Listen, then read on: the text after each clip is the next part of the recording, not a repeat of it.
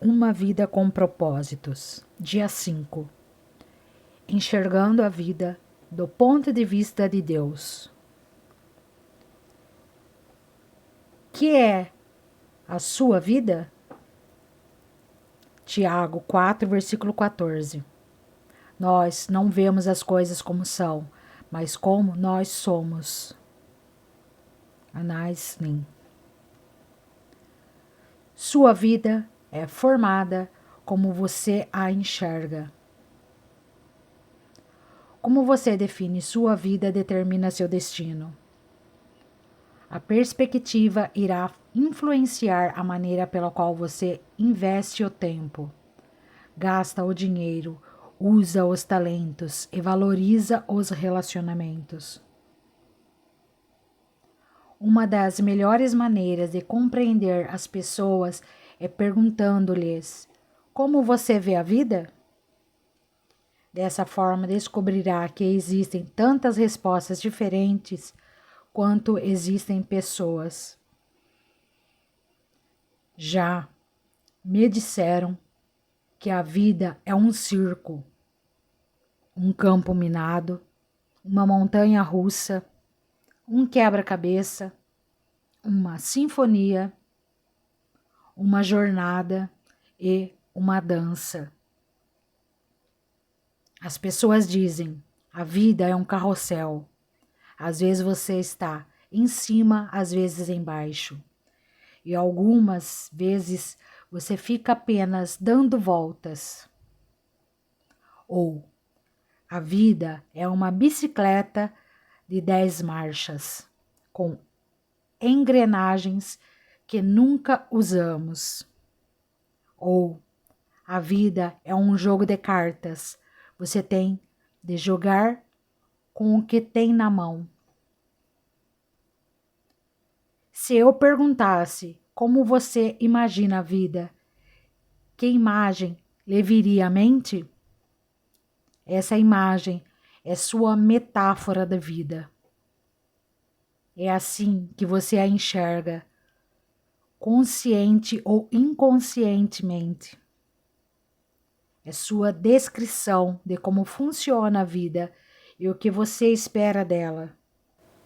As pessoas frequentemente expressam suas metáforas da vida por meio de roupas, joias, carros, penteados, adesivos e até mesmo tatuagens. Essa metáfora secreta da vida influencia sua vida mais do que você pode perceber. Ela determina esperanças, valores, relacionamentos, metas e prioridades. Por exemplo, se você pensa que a vida é uma festa, seu principal valor será se divertir. Se você vê a vida como uma corrida, certamente valorizará a velocidade e provavelmente viverá apressado a maior parte do tempo.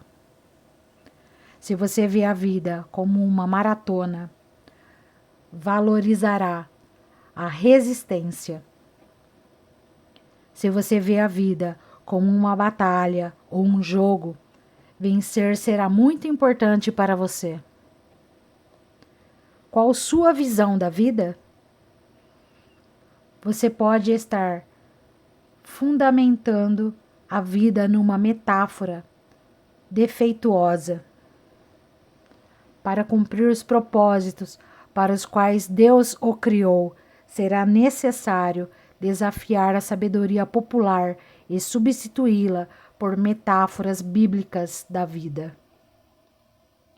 A Bíblia diz: não vivam como vivem as pessoas deste mundo, mas deixem que Deus os transforme por meio de uma completa mudança da mente de vocês. Assim, vocês conhecerão a vontade de Deus. Romanos 12, versículo 2. A Bíblia oferece 3 metáforas que nos ensinam a visão que Deus tem da vida. A vida é um teste, é uma incumbência de confiança e é uma atribuição temporária. Essas ideias são os fundamentos da vida dirigida por propósitos. Estudaremos os 2 primeiros neste capítulo e o 3º no próximo. A vida na Terra é um teste. Essa metáfora da vida é vista nas histórias relatadas em toda a Bíblia. Deus continuamente prova as pessoas quanto ao caráter, à fé, à obediência, ao amor, à honestidade e à lealdade. Palavras como provações, tentações, refinar e testar ocorrem mais de 200 vezes nas Escrituras. Deus provou Jacó quando este precisou trabalhar 7 anos extras para obter Raquel como esposa. Adão e Eva foram reprovados no teste do Jardim do Éden, e Davi falhou diversas vezes ao ser submetido à prova por Deus. Mas a Bíblia também nos dá muitos exemplos de pessoas que foram aprovadas em importantes provas, como José, Ruth, Esther e Daniel. Os testes tanto desenvolvem quanto manifestam o caráter da pessoa, e toda a vida é um teste. Você está sempre sendo testado.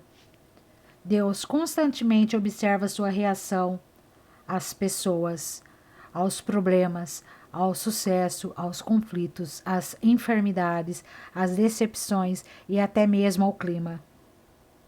Ele até observa a mais simples ação, como quando você abre uma porta para alguém, pega o lixo que foi jogado no chão, ou quando é educado com um balconista ou uma garçonete. Não conhecemos todos os testes que Deus irá aplicar, mas podemos prever alguns deles, baseados na Bíblia.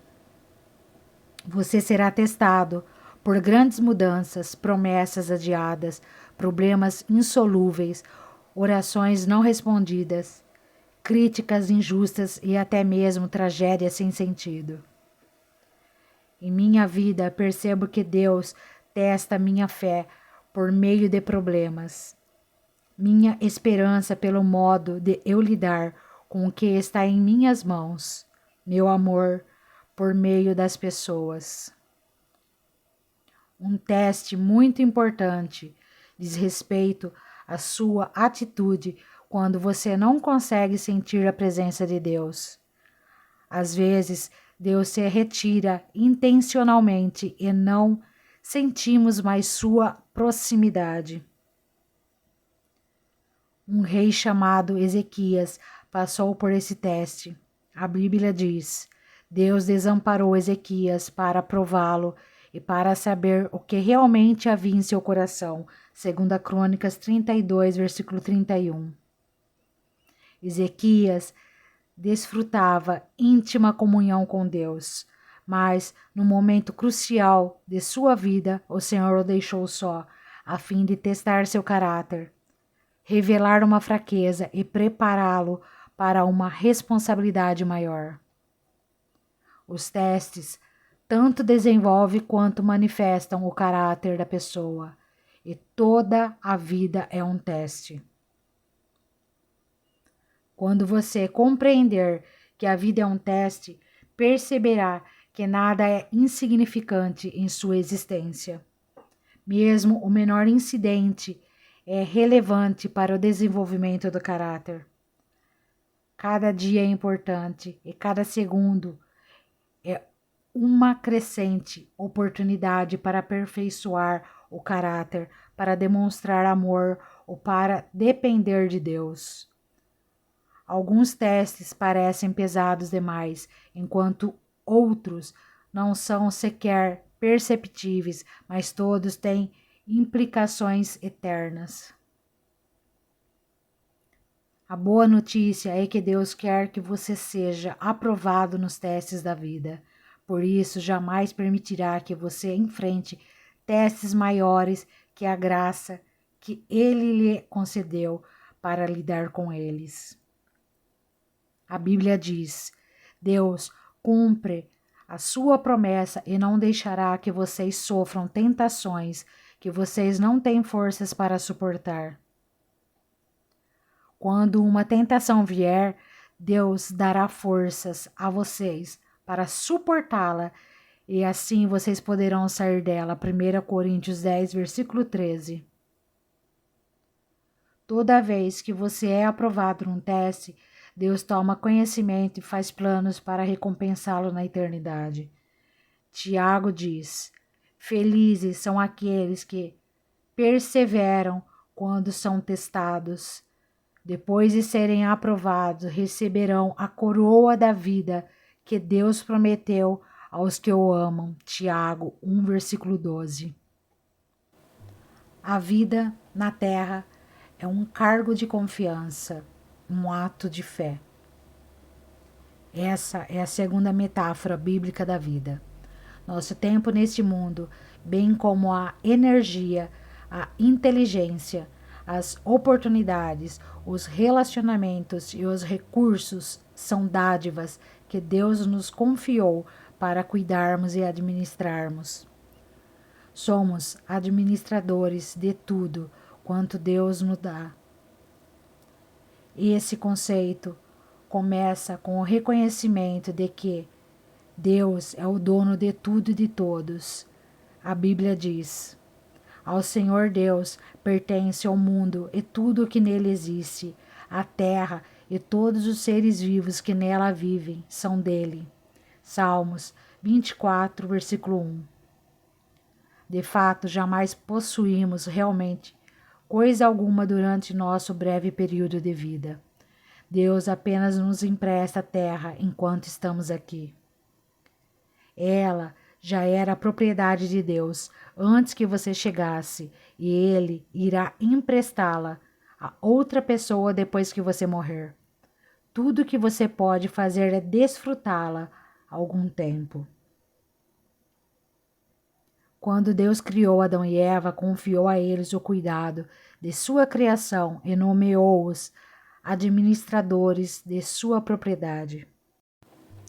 A Bíblia diz: Deus os abençoou, dizendo: tenham muitos e muitos filhos, espalhem-se por toda a terra e a dominem, e tenham poder sobre os peixes do mar, sobre as aves que voam no ar e sobre os animais que se arrastam pelo chão. Gênesis 1, versículo 28.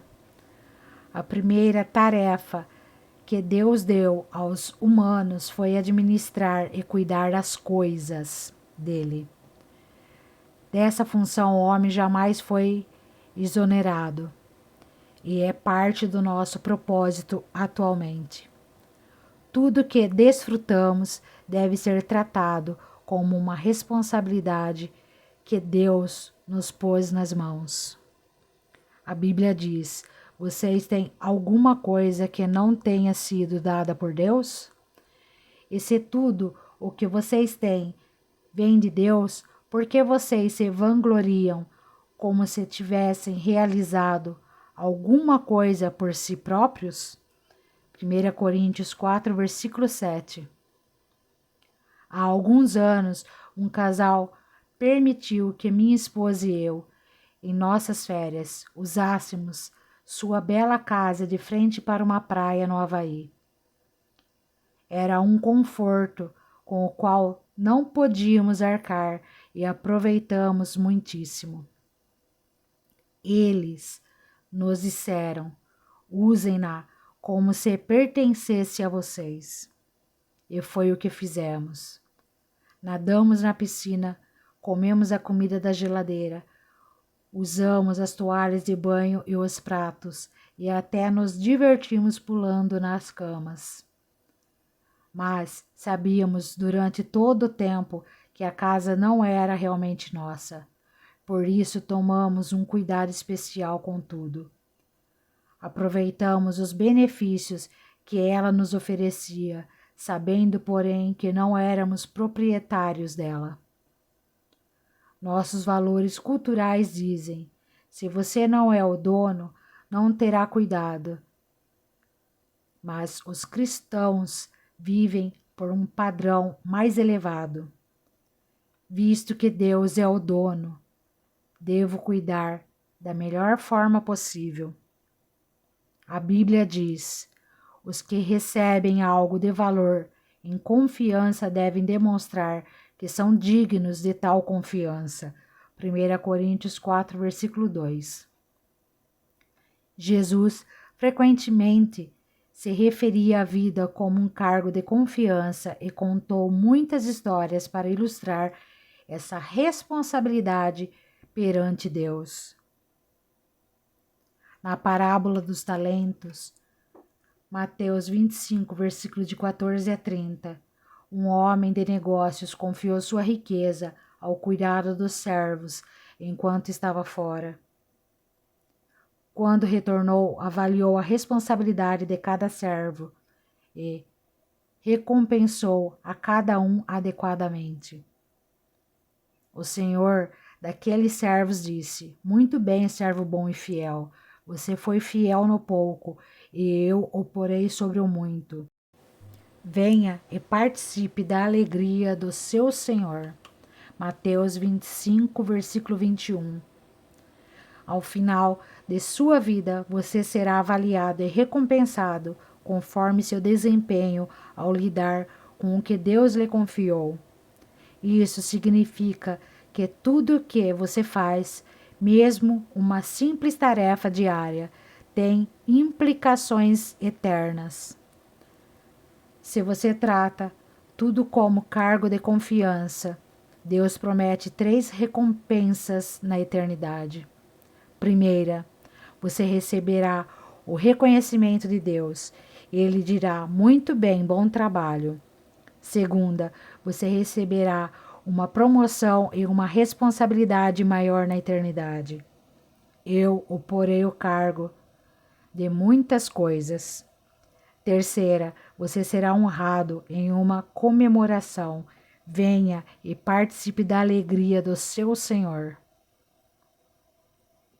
A maioria das pessoas não percebe que o dinheiro é tanto um teste quanto um cargo de confiança designado por Deus, que usa a área financeira para nos ensinar a confiar nele. E para muitos, o dinheiro é o maior de todos os testes. Deus observa como usamos o dinheiro para avaliar se somos confiáveis.